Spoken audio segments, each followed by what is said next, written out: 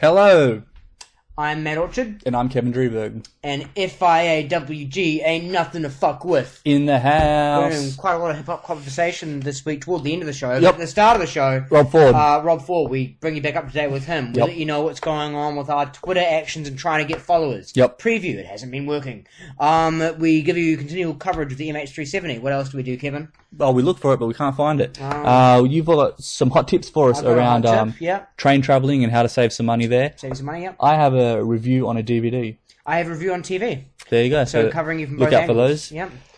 We speak about correlation and how you can use graphs and numbers and spin that off into all different kind of directions. We talk about Dre's windfall money. We have some really good plays on words, but we'll let you know what's going on with Dre later. Yep, and Donald Sterling is back in the forefront, so he'll Yep. be at the tail of the show. And Dumb and Dusted, which is a special one, which we won't mention, but if you watch it, you'll love it. Dumb and Dusted, our regular segment.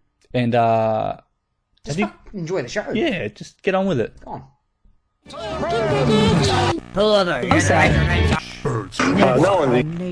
Man, these shows all suck. Yeah, I don't disagree. We could do better than this. Hey, Yeah. let's do it. Hey, welcome back. All right. So you know who we are. No introduction needed there because We know who we are. Just a moment ago. Yeah, Yep. yeah. But we're back for another episode. I hope you enjoyed last week's double digits double time episode. Yep. This week it's double digits normal time, back to normal. And double the excitement. Yeah. So, you know what? Like, we could chat about, oh, how's your week? Blah, blah, blah. No, let's just get straight into the meat. Yep. All right. So, Last week we talked about the happenings with Rob Ford, one of the greatest. and we're gonna have some more ongoing coverage of something else soon. But we're gonna start with an additional piece of ongoing coverage with Rob Ford, because more information has come to light. Yep. I don't think he actually did anything new. Well, I went to rehab and everything. Like, I'm sure he's been doing something he wasn't doing last week, i.e. not smoking crack. Yeah, that's something new for him. Yeah, Try that before. yeah, it's a bit of a change of pace. You know, you've got to experiment. But what did happen is I forwarded you an article, a behind-the-scenes thing. I think it was published in the Star or One of those. something like that. A credible source. A semi-credible source. Yeah, like, it wasn't a tabloid, I don't think. But it was happens. maybe like a bit of a rag newspaper, but it was like actually a newspaper. Yep. Somewhere in between the Daily Inquirer and the New York Post or whatever. Community forum. Yeah. So, first-hand knowledge, I think some recordings, just like going over his night. I could not, from memory, list all the fucked up shit that happened in that article. Yeah. Like, literally every paragraph had, like, two pieces, at least, where you're like, whoa. Yep. There was drunkenness, there was drunk driving, there was violence, there was marital abuse, spouse abuse. Saying that his wife lets him fuck girls in front of her and that his friends can fuck his wife in front of him if they want to. He beat up a guy, one of his friends. While cracked out and drunk. He smoked marijuana as well as smoking crack on the same night. Yep. There's lots more, surely. So this is, just to reiterate, he hadn't done this week, but it was brought out this week from a year ago or something that he did it? Oh, no, I think this year. Okay. It was after the Jimmy Kimmel appearance this year. Okay. Which we didn't talk about last time, but if you've got time to Google it, Jimmy Kimmel, Rob Ford, it's pretty funny. If you want to see a human tomato. Yeah. His face is so red, he looks like a tomato. He used every single racial slur you could. Yes, he did. He said, he said, he said, Dago, which I hadn't even actually heard of. Oh, sorry, I didn't even believe that one. Because I hadn't heard of that slur before, so I don't even really have it in my head as offensive. But apparently it really is. He said, Creek. So the transcript says all of asterisks. Yeah. So yeah, Rob Ford's still at it. That was all in the same sentence. Yep. Like, it wasn't like he said, like, at one point, and then like, a few minutes later, he's like, oh, and by the way, cut it. He's just like, no, let it all out. Go all out. In a list form. Yep. You know what? Terrible mayor. You know why I say that? Why? Because he got caught. Didn't retweet us. Yep. So, we may as well link that into just an update on what is now an irregular segment. And by the way, other than covering last week's, we're not going to be doing any Twitter outreach this week because, we don't have a candidate that we really think stood out as someone who really So we only bring the quality content. Yeah. But later, though, we will have another irregular segment that we will be doing. Yep. Matt's Hot Tip. Yep. But stay tuned. That's definitely one to stay tuned for. Oh, and Kevin's DVD review. I'll be reviewing not only a movie, but a whole DVD. Like the extras and everything. Yep. Great. But, yeah, Twitter outreach. I've been talking a lot. Do you want to... Yeah, you're on a roll. I'll cover Twitter outreach? Okay, sweet. So, basically, just, again, we always let you know what it's about every week, so sorry to rehash this for the few people who actually watch the show, but it's a segment, F.I.A.W.G, that's us, solicits public figures for retweets. Yep. Basically, we get someone who's unpopular and, in strife or whatever. We say, hey, look, we know you're not having the best of times at the moment, but... if you retweet this, which has a link to our show, kind of talking about this, then we'll blindly follow your views. Yeah, we'll endorse whatever you want us to endorse, and we'll endorse you. So last week was Rob Ford, and any success? No, I think he's taking actually a detox from Twitter as well. All right. In his defense, I noticed his last tweet was like one tweet saying, hey, we've got an open job opening. And they're full of asterisks. He's but, tweeting expletive. And that was before he said he was going to rehab, so I think he kind of got off Twitter after that, in his defense. But you know what? I'm not here to defend Rob Ford. No. I'm here to call him a stinking asshole. Yep. Which he is. Yep. And his asshole probably does stink. I mean, it would be shocking if it didn't. Yep. Look at the man. Yep. Yeah. So based on that alone, we switched our opinions of the former great mayor. We were kind of on the fence before, but now we're, tipped over. Against him. Yep. That's what you get. On Twitter... And he could have kept our loyalty with just a press of one button. Yeah. Click. I'd still like to give him the benefit of the doubt that he hasn't been on Twitter. Because I've seen I'm sure he's got... I've seen him say that if anybody... well, this is for like the Toronto people, but if anybody wanted to call him, he'd give out his phone number and listen to anybody. If he couldn't, he would call them back. He'd go to their house if they had any problems and stuff. I'm sure he would have pressed a retweet button. But we're Australian. Yeah. He's not racist constituent. Yeah. Or at least nationalist. Yeah. Well, no, nationalist is like a philosophy that... He's Let's just stick racist. Yeah. Alright. It's more impactful. Racist crackhead. I was going to say racist again, but... So... we have one I'm going to talk about with Twitter before we move on. Yep. This is another experiment. This isn't even going to be a regular. I don't think we're going to do it again, but we were talking last week because Louis C.K. was catching a lot of praise and some flack for... a lot of attention.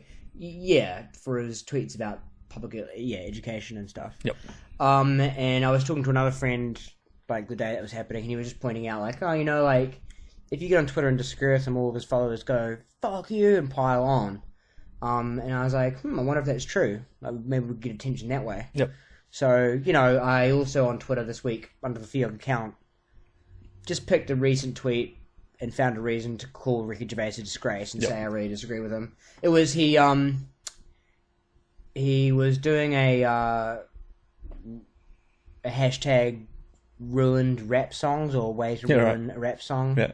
And so he put Raper's Delight, as in Rapper's Delight without the extra P. Yep. Hashtag written. I was like, rape isn't funny, you're a disgrace. Right. Obviously I did that facetiously, cynically, just wanting people to go, hey, fuck you, F.I.A.W.G, but watch this, and click on the link. Maybe they did watch it. No, I don't really notice how views go up. So it didn't work. So sorry, Ricky, for abusing your Twitter there, but... we have to try all angles till we find one that works. Yeah, we've got to experiment to see what works. You know that as a comedian. Yep, so. he'd understand. And I'd just like to introduce where we're coming from today, and if you've noticed something irregular in the vision, we're actually from deep within a computer glitch. Yeah, a faulty camera. A faulty camera. A faulty webcam. Funny enough, it doesn't seem I'm watching it. Doesn't seem to be glitching around anymore. Except for the background. Or is it? It's bad timing, maybe. I don't know, but yeah. Either way, that's where we're coming from. One of our sponsors, our webcam old sponsors, who dropped us. So we said some pretty bad things about them when they dropped us. But they decided to come back and go, if you basically do a whole show, which is essentially an extended advertisement of our product, they'll get back on board. So they've some cash. So we've got out the webcam hammer, the old Smasheroonie. Yeah, and we've Yep. Yeah. So, deep into glitch. Yep. That's where we're coming from. That's what it does. This week. But fortunately, Webcam Hammer is so good that if you still need to make a webshot after it, goes, well, okay, it'll do enough damage to kind of ruin your background, make that look weird, but it'll still get your face and everything perfectly. It's basically it's a quality filter. So the camera knows you mean business. Yep. But you can still get on and do your stuff. Yep. Like that's why it's different from other hammers. You know, if you just get a regular hammer, it'll just smash the webcam. Yeah, of course. And what's the use of that? But yeah. But this is like a webcam hammer's like personalized destruction, discipline of your devices. Some say magic. I just say intelligent. Yeah. Intelligent magic. Like you got smartphones. We've also got smart hammers now. Yeah. Don't use webcam hammer on your smartphone. It's not the same thing. Not recommended. Although it will fuck up the camera. So if it's just the camera that's pissing you off, then just make sure you direct it right to the camera. Yep. That part, and make sure you get it right on there. And but perfect. don't do down here because then it could like maybe do some damage to the actual like hardware. But if it's just up here, then webcam hammer will show your camera. Yep. Who's boss? So good product. Let's revisit the segment that we've kept a helm of. Keeping everyone abreast of the happenings with... well, before we should do the... Ongoing coverage. So every week since the scandal... not a scandal, but the... mystery. The mystery. The crisis began. We've been updating you every week on the mysterious disappearance of MH370. So, this week, Kevin. Yep. They still haven't found it.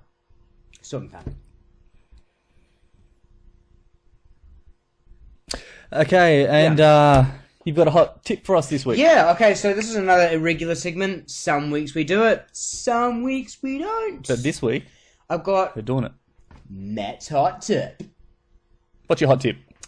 I got a hot tip right here. No, I got a legitimate hot tip. So, alright, this is basically a segment where every so often I find a bit of a life hack. Something that can improve your life, make it easier. Here's a way to save money on train tickets. Okay. So, every week, I finish work near Central. Yep. And I've got to come here. And then I've got to go back to King's Cross. Right. So, normally what you do is you buy a ticket to here, and then buy a ticket to King's Cross. That's even more expensive than a return. Yep. Because a return's like $5, and a single is like $3.80. Right. It's actually quite significant. Yep. It's like over $6. Yep. Damn near $8. Yep. Well, you could round it down to. It's more than $7. It's more than you need to pay. Yeah. Yeah. Some people would think no, but it's not. It's the bare minimum. Surely. No, there's a way around that. So long as it's a station that doesn't have a gate, like St. Peter's. Right. It doesn't matter the station that you're initially going into, or the one that you're initially getting, or the you end at. Yep. Your final destination. If they both have gates, that's sweet. But if there's a destination in between, even several destinations in between, so long as that destination or destinations don't have a gate, what you can do, so for instance, what I do at Central is I just buy a single ticket to King's Cross. I'm through the gate. Now I can go to any platform I want. I go to St. Peter's, go over here, finish, get back on the train, go to King's Cross. Yeah. So you basically paid for one stop in the opposite direction and then just gone on your journey, come back, and then use the one ticket. Yeah. Now, one thing that I would just add to that, if it's a long journey, so there's going to be like 20 stops, use at your own risk, because it's still unlikely, but it's possible at that point that a ticket person could get. Do they do that anymore? I've never seen, like in the past. I haven't seen 3 it in the years. last I've never couple of seen years. I'm sure they do it. But they probably reallocated some budget, and they're just trying to catch people, I think, at the gate. But with mine, it's foolproof. They can't be like, you came from St. Peter's. They don't know. So people who are waiting at the gate can't do shit. Yep. But yeah, I think that's where they've moved a lot. But they still do spot checks, I'm sure. They might just reduce them. But look, the fact that they've reduced them, coupled with the fact that like it's only a couple of stops to St. Peter's, that you're not going to get caught. And to get caught, you need to do it so many times. I'm sure statistically, by the time they caught you, you would have made your money back. Yeah. Yep. You'd be like, all right, $200 ticket, but I've still saved money in the long run. Yep. So that's it. Matt's hot tip. Do you have a name for this method? Stealing from the government. I like it. Yeah. Stealing from the government method of transportation. Any other hot tips for around trains or buses or? If you don't like to sit next to people, yeah. Then what you do is you go. You know how there's that seat where, like, at the end where, like, one thing is facing the other? Yep. I find it... This won't work on a full train, and it won't necessarily work on a non-full train, but most of the time, if it's not full, if you sit in that one, for whatever reason, people don't like the idea of strangers sitting across from them, if they can avoid it. Yep. I don't personally really mind that much. I think most people don't mind that much, but just prefer not to. Yep. So if you want to have, like, a booth all to yourself, take that one, because people are less likely to sit in that particular aisle. But then if they do, you're kind of stuck. But I don't even care if they do. I mean, but look, let's face it, there's no way you can guarantee no one's going to sit next to you. So I'm just saying if you want to reduce the odds of it, I'm sure statistically you've got lower odds. Because I've noticed that, that's the last seat that people take. Generally. I've got a tip. So if you like to put your feet on the seats, and this has been proven that you have brand new sneakers, they tell you to take your feet off the seat and you go, they're brand new. No problems. Really? The guards would be like, oh, it's fine then. They're brand new. Depends who it is. I doubt. Oh, it happened once and I got away once. Okay, alright. So just always wear clean sneakers if you like having extra support on your limbs. I've got another, it's not a hot tip, but it just... Like a lukewarm tip. No, not even a tip, but the talking about people not wanting to sit across from each other thing reminded me. You know what really pisses me off? Because you know how some of them are interchangeable, so you can pull them so they're facing or not facing? Yep. When I'm sitting somewhere, and it's hard to describe this verbally, but I'm on one of those ones where you can move the seat. And so I've got, like, the seat in front of me, so I don't have another kind of, like, seat facing me. I've got the back of the seat. So they're both the same direction? Yeah. And then, as a result, like, say the person next row has it so it's like that someone can sit in front of them. Like a bathtub? Yeah. They come to sit down and they get my thing and pull it so they're no longer in that situation. Right. Yeah. And I'm like, well, now I'm in that situation. But that's not actually, like, decorum-wise, isn't viewed as rude. But you know what would be viewed as rude? If they did it, and after they did it, I got up and went and pulled it back. Yeah. But I'm technically doing exactly what they just did. Yeah. Except it's obviously perceived as kind of like passive-aggressive. You don't do that. I wouldn't do that. But maybe one day I do want to do it. Just see if they're like, hey, motherfucker. I'm like, what? What, motherfucker? Yep. What? I'm an asshole because I did exactly what you did 10 seconds ago? Yeah. Like, you are the definition of a hypocrite if you're pissed off by me doing that. Yep. You know another thing, actually? What's that? On the escalators. On the train escalators? Yeah. Or any escalator. Train station. Yeah, any escalator. You know how someone, like, stands on the wrong side and holds everyone up? Yeah. Okay, if you're directly behind them, you can tap them and go, hey, excuse me, that's fine. Yep. What you can't do, though... Just push them down. Well, but, But what you can't do, though, let's say the person directly behind them has no nerves, and the person behind that person has no nerves. Yep. After that, like, if you're 10, 15 people down the line, you can't be like, hey, you in the striped shirt, you're holding up the line, walk. Yep. You could have done. I actually have done it before, once. Or just, like, throws, like, a peanut at them. Yeah.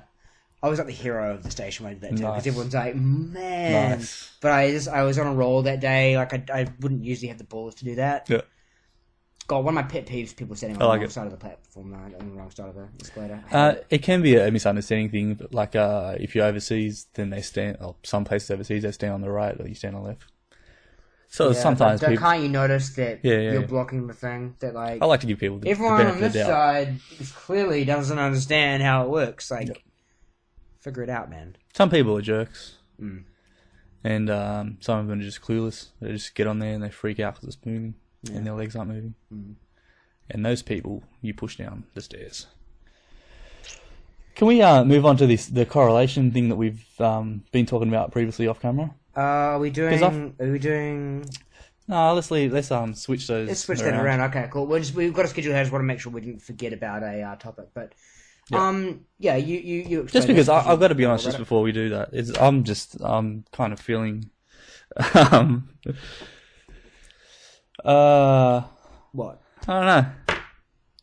I'm just in a strange mood today, so let's push my segment down just so I can get into the groove of things. Okay, all right. So we've noticed this thing called spurious correlations, and it's basically finding numbers. Spurious. Correlations. Yeah. Let's just call it correlations. Spurious? How do you pronounce spurious? I think it's spurious. Spurious. Yeah, like poorly justified. Like Rob Ford, is he a tomato or a tomato? Well, no, it's not. Anyway, sorry, go on. So it's basically gathering data from, in this case, it was over a 10-year period and plotting it. So if there was the amount of hamburgers sold in America, and then you plot the amount of people who have bought a new car in the UK, and just for whatever reason they follow the same trend. They just happen to be on the same slope, yeah. Then you can, some people would take the data from that and say, well, there's a direct link to this, so if you follow this trend, this one will go up. And I just thought it was kind of interesting. That example is spurious because they're not related to each other, the two things. But the point that kind of got me was that some people are silly enough to look for the interrelations between them. So there's a few things. Was there any that you saw that stood out? The whole thing behind the site is to get several things that just happen to correlate. Yep. But then correlation is not causation is kind of the mantra. So as an example, the number of people who drowned by falling into a swimming pool. I think this is the best example, yeah. And the number of films that Nick Cage appeared in. When you plot them, ends up being very similar. They correlate, yeah. So spurious. Thanks, Google. Spurious. Yeah, you pronounced the U. All right, cool. So in '99 they were both average. Then in 2004 they both dipped down. In 2007 they both dipped up. You put a whole bunch of stats together and you'll find stuff that kind of fits What's the same pattern. Point the author of this website is trying to make? Oh, there's a few, but I think that just judging by, I had a look at the person who put the site together. Is that global warming denier? I don't know. There was nothing too political or social commentary about it. It's exactly what I thought of though when I read it. I was like, what are you getting at? Yeah. Because it is a true point that a lot of people do abuse statistics and say, oh look, this happened this year and that happened. Exactly. And again, like I don't think correlation isn't causation. It's a good valid point, but I do find a lot of people who try to really push that point, they're usually doing it as a global warming thing. Like with a purpose. CO2 doesn't actually affect anything. Yep. That's why they do that a lot in politics as well. They say, well, this is happening, so we need to put more money into this, and they don't have anything to do with each other. Like that's what actually got me about, because I saw. Do you remember Church of the Flying Spaghetti Monster? No. It was like the atheist thing, so it was against teaching intelligent design in schools. Although what they were saying on the outside, kind of, again, facetiously, I guess, but in kind of parody, they wrote and going like, look, we totally think intelligent design's fair enough. We think they should be side by side with evolution, just like you. Thing is, we think a giant flying spaghetti monster did everything, so we want it to be like a third intelligent design, a third evolution based on science, a third flying spaghetti monster. And they came back for that. It's like a parody. Yep. But on their site, they were also like, oh, by the way, we think that global warming is related to the lack of pirates. Yeah, right. It's that global warming goes up and pirates go down. Exactly. And at the time, I was like, are you like, that's kind of weird, because most humanists, secular individuals, whatever, do think that global warming is man-made. It seems like there's a bit of a solid scientific consensus about it, but it seemed that was kind of what they were saying, is that CO2 correlation is bullshit. That seemed to be what the author of that thing was making. But I'm not sure if that's even the case, and I'm not sure if the person on this website is doing that. It's fair enough, but then you can't say, well, we need to put more money into hiring people to be pirates for the sake of bringing down or reversing the effects of global warming. So that's where it gets dangerous, when they use the stats for the wrong reasons. Yeah. Which is why I found this website interesting, just because there's no opinions. Like, there's the stuff that means nothing, like the age of Miss America correlates with people that have been murdered by steam, hot bakers, or hot why is the age projects. of Miss America fluctuating? Well, between always be 25 or whatever. Exactly. There's a couple of years. But so if it's between 21 and 24, between 23 and 22 is like a huge jump visually, but it's not really.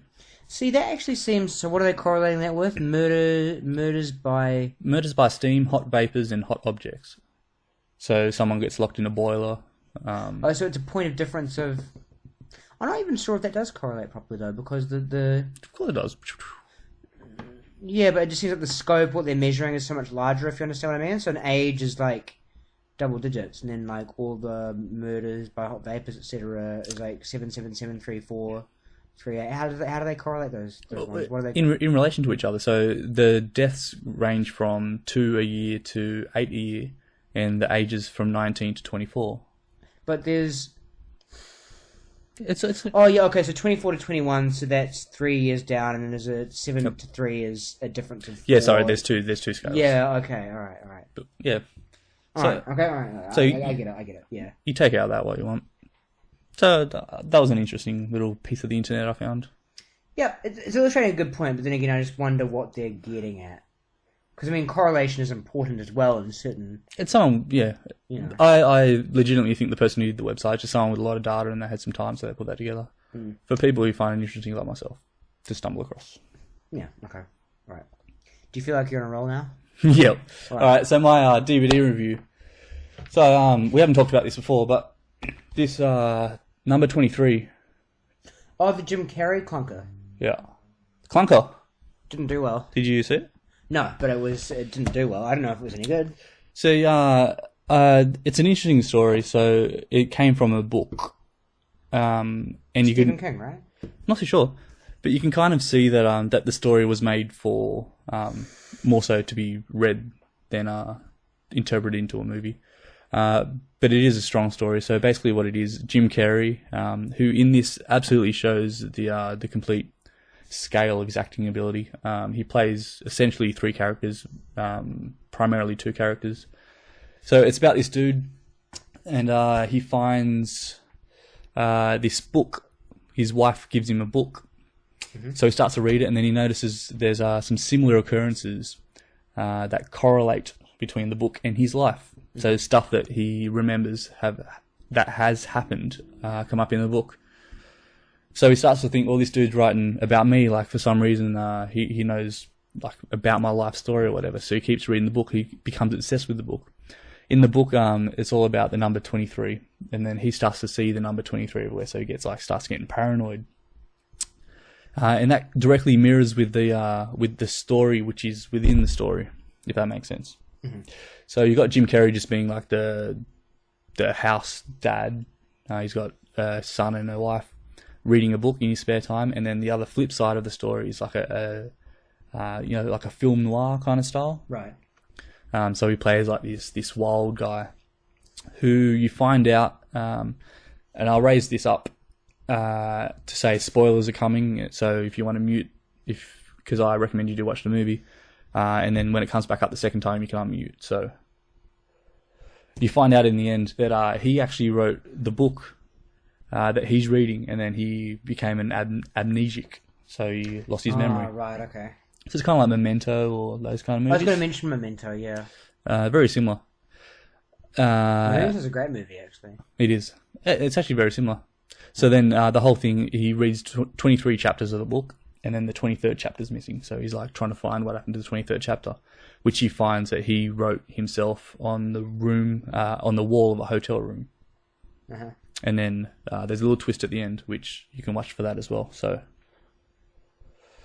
that's that. It's a good movie. Like for what it is, like I wouldn't give it like superstars. How many John Stamoses would you give it? Well, I'll rate the DVD because the most interesting part of it is the special features on it. So there's a whole... That's not a good sign.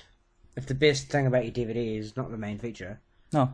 But go on. You need to watch the movie to understand the special features. And it's not a long movie. So there's the first feature... 97 minutes, actually very brief. Yeah. Go on. So the first featurette is the 23 Enigma, which they get like mathematicians and scientists and psychologists and people who have experience in treating people with like number disorders and paranoia and stuff like and that runs for about 25 minutes. And it's kind of goes into the psychology of the script, and just like a lot of little Easter eggs and stuff which are in the movie get explained through that. And then there's another one which is how to find your life path numbers. And this shit's interesting. So it's sounds dodgy to me. It's like it's hocus pocus stuff. Like you take your birthday and then you add it up and you get this number and shit. So, but what they where they draw that back into the movie is that Jim Carrey was suffering from, was afflicted by the same disease or the same mental breakdown that the character had in the movie. Oh, really? Yeah. So when he jumped into the movie, what does he have? I know he's a weird dude. I used to follow him on Twitter, and he just come out with some crazy off the wall shit. Well, I mean, because of Jane McCarthy, he got into that whole vaccine ridiculous shit. And pro, ain't he? I know he's really into Eckhart Tolle, who I actually really like Eckhart Tolle's stuff too, but he's still woo-woo. Yep. And, like, I don't interpret that stuff literally. I just think that I won't get too much into an Eckhart Tolle rant. But I think Jim Carrey might interpret it kind of literally. Sorry, go on. Yeah, no. But so if you're interested in, like, you know, like people say 7's lucky to them and 13's unlucky and 666 and all this. Mm-hmm. So if you have any kind of interest in that, you could probably draw a lot from those two featurettes right. which you can only watch after you watch the movie. Or if you're a fan of Jim Carrey, you can learn a lot about him and his role as an actor and how he took on this. So out of 10, John Stamos's, as a complete package, a DVD package, I'm going to give it an 8.5. And just make editing hard for you, if you had to give John Stamos's to the film alone, the feature, how many John Stamos's? I'll give it a 5. I don't think the film holds up well. Okay. It's very cliche, and it's very like every little cheap reference they could use, they just crammed into the movie. It just felt like kind of forced for the sake of, if you're reading a book, you need to like be held along every like 3 or 4 pages or whatever. Whereas if you do it every 20 seconds in a movie, it's just too much. Now, I said that Stephen King wrote it. Sorry, I was getting that confused with... Because The Shining, I think, isn't number 23 the name of the haunted room? It might not... I can't remember what number it is, but I do believe that Stephen King did write a follow-up to The Shining that is like number something, like The Room. Really? Room number something. So I got that mixed up. But, hey, you know someone who was involved with this, because I want to talk a little bit more about it. Stretching it out nicely. Director Joel Schumacher. Do you know what else Joel Schumacher made? We were talking about it just a week ago. We were doing last week's. Batman and Robin. Oh, really? Yeah, one of the biggest things of all time. Yeah, right. But he actually, like, it's an interesting one where, terrible movie by a decent director, because Joel Schumacher, you know, has also made Phantom of the Opera, number 23, which sounds like a passable movie. He made Phantom of the Opera? Yeah. Like the film adaptation. Really? Yeah. Which is get rid of high reviews. There's something else. How do you get on this movie? I'm forgetting. How do you get on this movie? It seems very very detached from his other pieces of work. Oh no, he's got quite a wide scope. Okay. I'm just double checking the room title of The Shining. Sorry, Shining was a good movie. Oh shit, yeah. I think The Shining is the Room 237, and there is a sequel book and a sequel movie called Room 237 about Room 237. And where Jim Carrey discovers the 23rd chapter is in Room 23. Oh, there you go. There's probably some Shining references to it. And also, just, can I say real quick, the background reminds me of the hotel in The Shining, the carpet in the hotel in The Shining. Oh yeah, I can see that. You know the thing about The Shining that I think just kind of sums up why I think it's such a great movie? The twins. Well, that's a great example too. It's all eerie and scary. But everything in that movie is scary. When I say everything, like it starts with a car driving down the road. The car driving down the road for whatever reason is all scary. Like the way they kind of like pan out, the way the road kind of winds, and the music they do with it. And it's like, one shot. You're just like, I'm freaked out by that car, man. Like, why is it we're going down that road like that? Like, that's Kubrick, right? Kubrick. Yeah. So he knows what he's doing. One of the best. He knew what he was doing. Definitely. He's 6'3". Sorry, just going through his IMDb. So what else has he made? He's made There is something else. Can I say real quick on this DVD that every DVD should have with special features? It's they have you can watch the movie and it's like got pop-up facts down the bottom as the subtitles. So like he's looking at a Christmas tree and it's like, fact, he was the Grinch and shit like that. No. So much replay value. He's okay, so Joel Schumacher, like this is how much good shit he made before Batman and Robin. The Lost Boys. I've never seen it. I hear it's kind of a cult classic. Yep. Falling Down. Again, not one I've watched, but my friend tells me it's really awesome, and it's kind of like The Client, which is one of the better John Grisham adaptations, apparently. Batman Forever, which, by the way, not the best Batman, but I actually thought it was decent. A Time to Kill. Great. I think great little John Grisham adaptation. 8mm with Nick Cage. I've heard cool things about that. Or is that one of the shit Nick Cage ones? I actually forget. I don't know. They're all the same. No versatility. He doesn't have Jim Carrey versatility. 6.5. Okay, so it's it's okay, according to popular consensus. And then everything after that is kind of shitty. And then aside from Phantom of the Opera, but pretty cool. Mixed but cool filmography. Oh, you know what? He directed some episodes of House of Cards, which I enjoyed. Yeah, right. There you go. Yeah. Sorry, I kind of hijacked your segment there, but no, it's done. If anything in that appealed to you, you're gonna like this. Or if it just sounds like a bunch of wish-wash, then wish-wash over it. Yeah. Shall we move on to Matt's TV review? Yep. What do you got for us this week? Louis C.K.'s show came back. Okay. It was good. So, tell us about it. They're doing, this season, it's going 14-episode season, only 7 days though, so each week it'll be 2 episodes back to back. Yeah, right. This week they had, the first one was pretty good. Actually, for whatever reason, I'm kind of struggling to recall the thrust of the first one, so I guess that must have been the weaker of the two, if I can't remember that well. But it did have a really cool scene with, like, you know how, like, if you live kind of in the city, large garbage trucks and shit can wake you up in the morning, like the whole hustle bustle city? Yep. So he parodies it really well. You can go watch the clip on YouTube. He put it up where they're, like, the garbage men are getting out, they're, like, slamming the cans and, no, talking really loud. He's like, ugh. And eventually they end up, like, throwing the trash, like, through his window and, like, coming in, like, throwing shit around, like, yelling and banging the lids and everything. He's like, I gotta get up. Like, good, like, little metaphor for that. But then the second episode is really good. I guess... I won't give too much away, so I won't put up the spoiler thing, but... Essentially, it's about, like, a gig that he's not suited to. Jerry Seinfeld hires him for. It won't be enough to justify this. And just... How about this? In the gist... Things start great because he gets an opportunity, things go shit, things get better, things get really shit again. Like, it's that kind of... On purpose. Well, not on purpose. Like, things just unfold in a certain way for him. I don't understand the format of the show. It's a sitcom, or... That's the cool thing about it. So it's not a sitcom with canned laughter. And the other cool thing about it is that it's episodic. Like, there are continuous kind of storylines, but there's not really an arc to any season. Each episode is like a short film. Its own short film.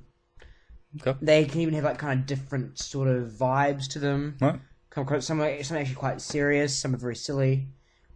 My favourite from last season was like one where he has to look after this kid that no one likes at school, and like his daughter doesn't like, and he's just like a real pain in the ass spaz to look after. Yeah. Right. I can't remember what it's called, but it's got Robin Williams in it too. They have kind of like 2 totally separate storylines in that one with kind of 2... I suppose maybe 2 similar themes. I can't remember how they looked at all. They're definitely not like story-wise, but I think maybe they looked in terms of theme. But yeah, really good. Really good season debut. Alright. Anything Louis C.K. does is great though, so, kind of goes without saying. But how many John Stamos's would you give it? 7.5. If you would have gone like 0.7 or... He would have been pissed. If anyone's watching that can edit videos, hit us up. Yeah. Put the John Stamos in for Kevin. Yeah, they can be credited as the Stamos hater. But yeah, it was good. Okay. What channel? What network? The torrent? No, it's FX. Okay. Actually, no.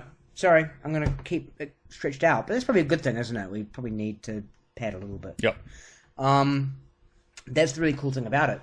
So FX, bit of history on Louis C.K.'s TV career. He had a show called Lucky Louie. Yes. Around where he just started to actually really take off. Okay. He had a successful career in the sense that he was like making a living off it for probably over a decade plus.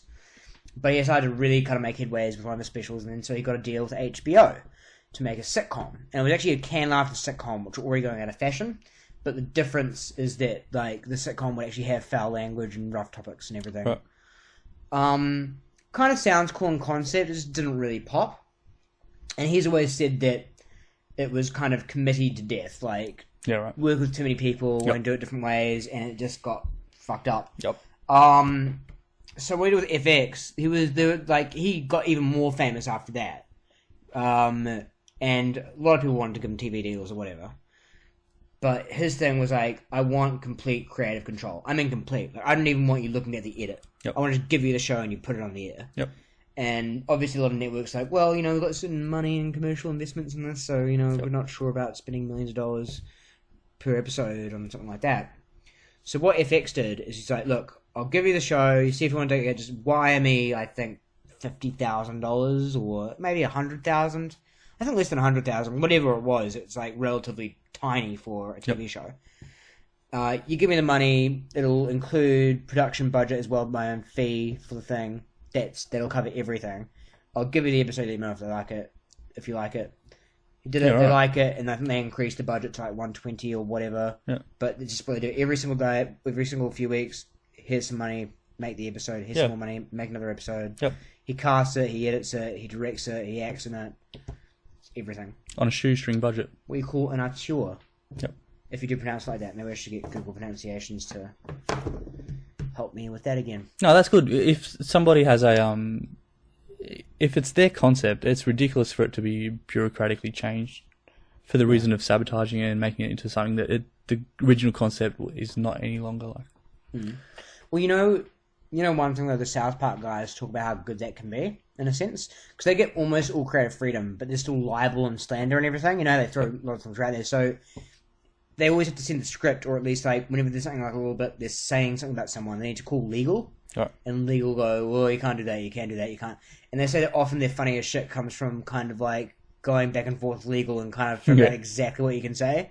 Yeah. A good example is that Tom Cruise one. They were just going to say Tom Cruise is gay. Yeah.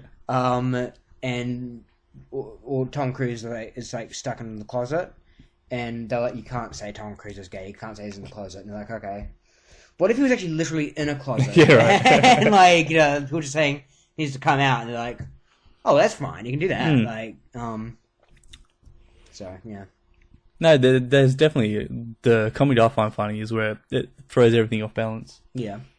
So you got to, just to use an out there analogy, you got a stool with 4 legs, it's stable, and then you put a 5th leg on it, it's out of balance. That shit's funny to me. Yeah. Imagine trying to sit on a stool with 4 legs, on 5 legs, and you fall over. I'll be laughing at that shit. How do you fall off a stool with 5 legs? Why does that fuck you up? Like, I don't know. As long as it's got 3 or more. No, so you imagine you have the 4 normal legs, and then in the middle you've got one that's longer, so it's all like out of balance. That, for whatever reason, that image is funny to me. Right. Yeah. Maybe you should go back and watch more Charlie Chaplin shit that we just. Exactly. Which is why I don't write comedy, because it's funny to only me. All right. Okay. Okay. And I got to say, just off the back of that, I watched some more of those Nathan For You videos. They're great, aren't they? I love them. They're great. Yeah. He's coming back in, I think, June. Good. Yeah. I really enjoy it. He did Dumb Starbucks too. I think I might talk about it on this show a little while ago, maybe. Like, opened a... Speaking of legal, he wanted to profit off of Starbucks. Like, I guess one of his business ideas is like profit off of Starbucks' branding, but not have to pay them for the franchise. So he opened a place called Dumb Starbucks. Under parody law. Yeah, exactly. Yeah. Which, that's great. Like, Weird Al, he does songs. Yeah. And it's like it's a parody, and they don't touch him. It's great. Yeah. Eminem didn't let him do it, because you do need to ask permission at some point. I think if you're using the likeness of a video or something. Right. So he didn't need to buy the rights of Eminem to do the song, but when he wanted to do the video, for whatever reason, he needed to get Eminem's permission. And Eminem, was just like, no, really? Don't make fun of me. Nirvana, Let It Go, Michael Jackson. Let It Go, Eminem. And I'm a big Eminem fan. It's just like, that's, I guess, one thing where... And to his credit, I believe he's come out and said, like, he regrets that now. In hindsight, he was in a certain phase of his life where he was taking himself too seriously. Anti-Weird Al. We all go through it. Yeah. Ironically, taking himself seriously because he's so, like, he's kind of like the comical rapper in a way. I know he gets, like, really dark, too, but... really well known for his own kind of parody videos. It's kind of ironic that he would shut down Weird Al for... He had a new video come out today. Eminem? Yeah, but one of my favourite songs on his album about kind of like making up with his mum. It's very touching. Okay. In time for Mother's Day? Yeah, it was Mother's Day in America, so it came out today, but over there it's yesterday. Speaking of Eminem, Dr. Dre, he's in the news. Okay. Come on, that segue was too good. Don't let it go. That was good, alright. So he hasn't forgot about money. And you know what they say, an apple a day doesn't keep the doctor away. Yeah. I guess he's still R-I-C-H. Just call him Dre.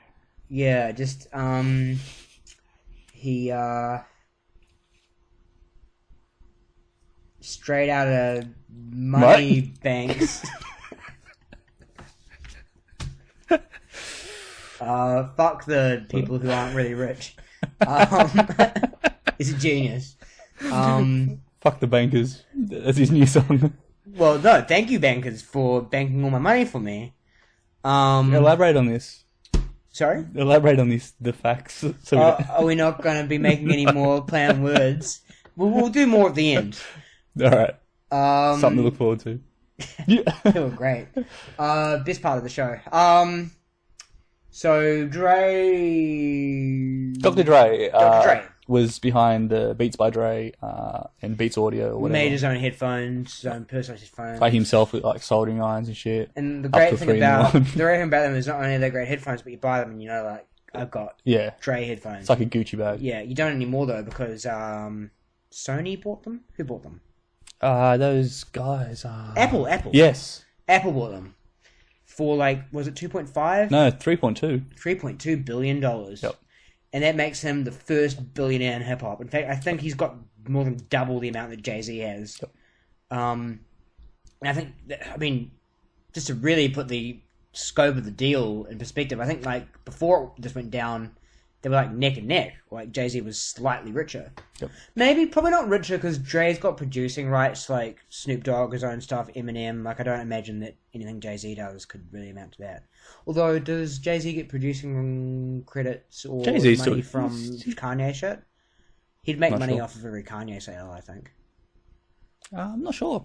Kanye's the only other big name that works for Rockefeller, though. I mean, there's tons of other people, but that's the only other superstar that's under Rockefeller, isn't it?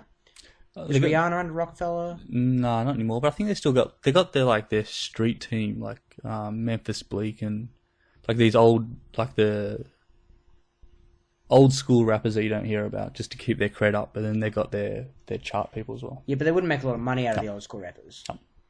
Anyway, I don't know much about Jay-Z's finances, but he's rich. But he's nowhere near as rich as Dr. Dre now. No. First billionaire in hip hop. So the most wealthy people is selling headphones, mineral water, sports management. Oh, that mineral water, vitamin water, that really pisses me off. That's so fucking gangster.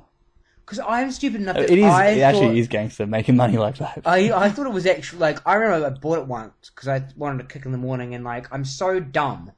There's like, vitamin water, it's probably, like, okay for you. And then it turns out it's, like... It's not good for you. It's barely better than a soda. Yep. And it doesn't taste as good as a soda. Just drink the fucking soda.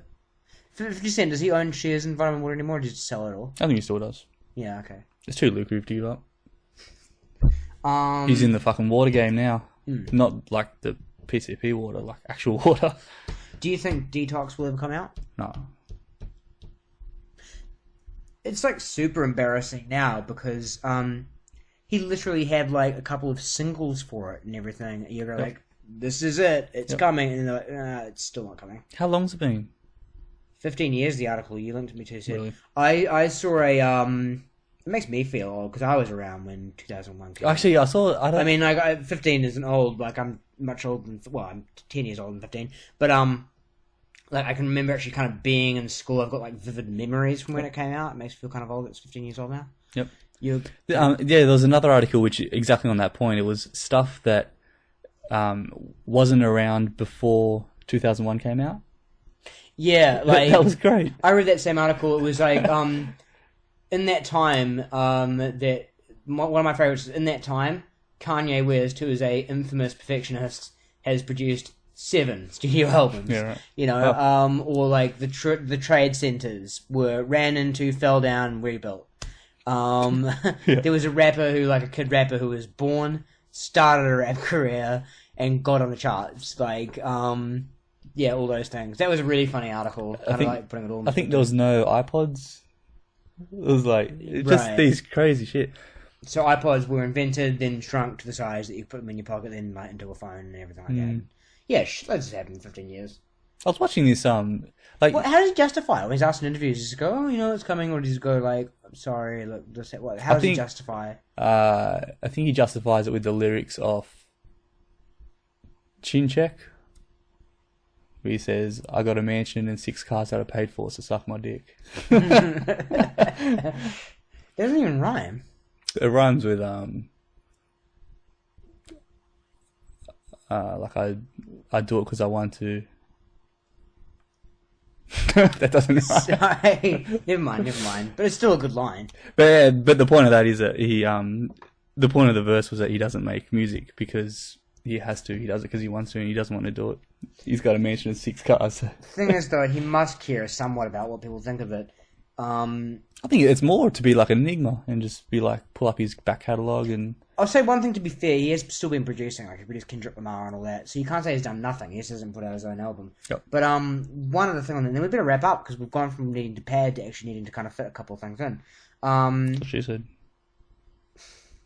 Oh,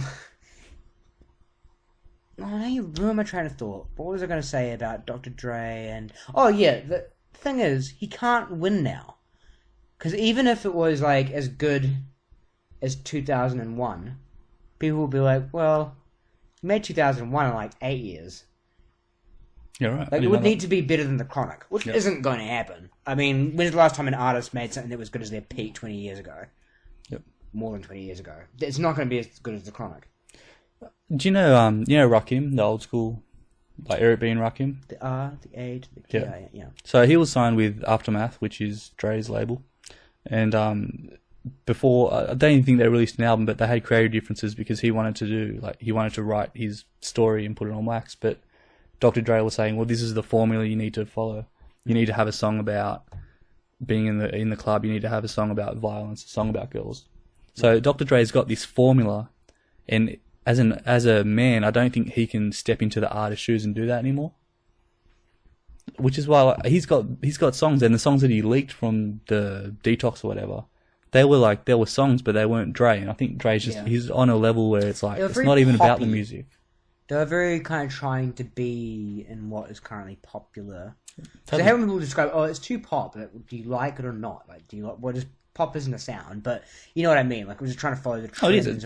Pop is what's popular. Yeah. Okay, all right. I take it back. So he wanted the latest sound, which was like having Skylar Grey singing. Yeah. Eminem was hot at that time. Put them together, get me on the track. Mm-hmm. Like he knows what works, but it works when he's directing other people. He doesn't need to do that stuff, so he doesn't do it. Mm. Anyway, can we move on? Yep. Speaking of billionaires, tight segue.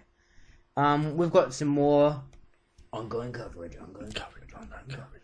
Donald Sterling, we were talking about last week. More shit happened with that. So, his girlfriend did an interview.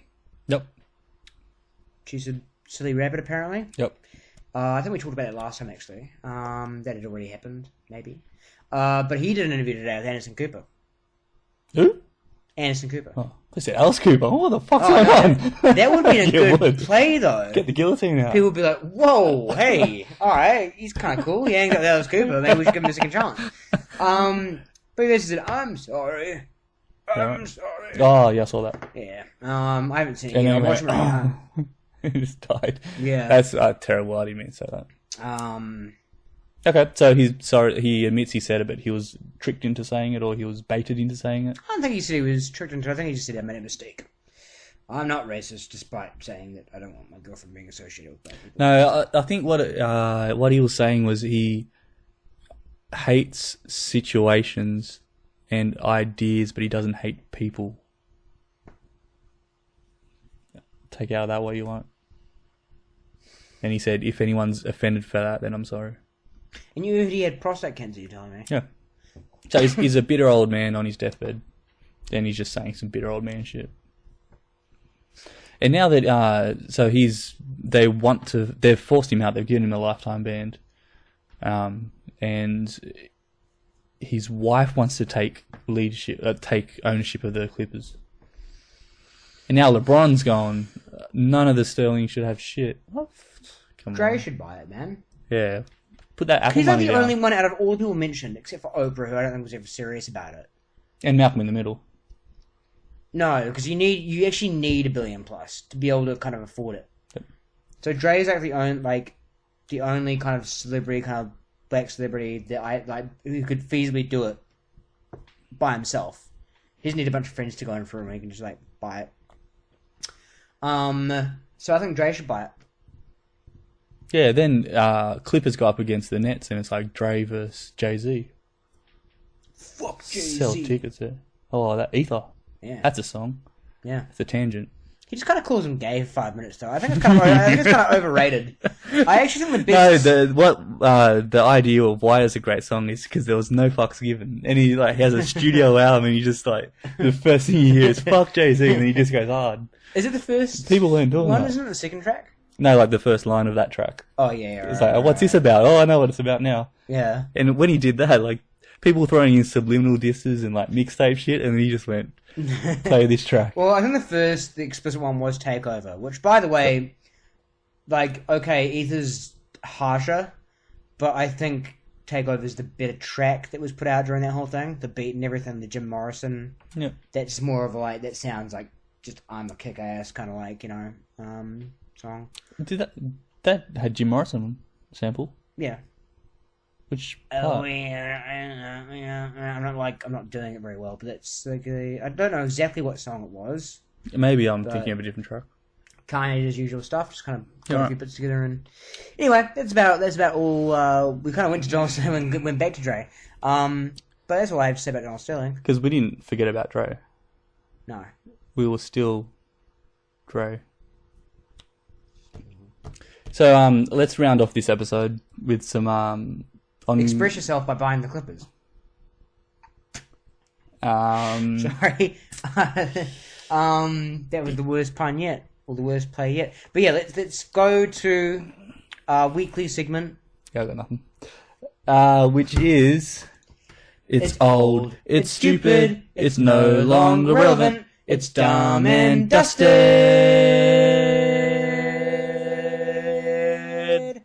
So, this is a segment every week where That's a nice little harmony in unison. We should go join an old A premonition barbershop. show and do harmonies. Let's do it. Yeah.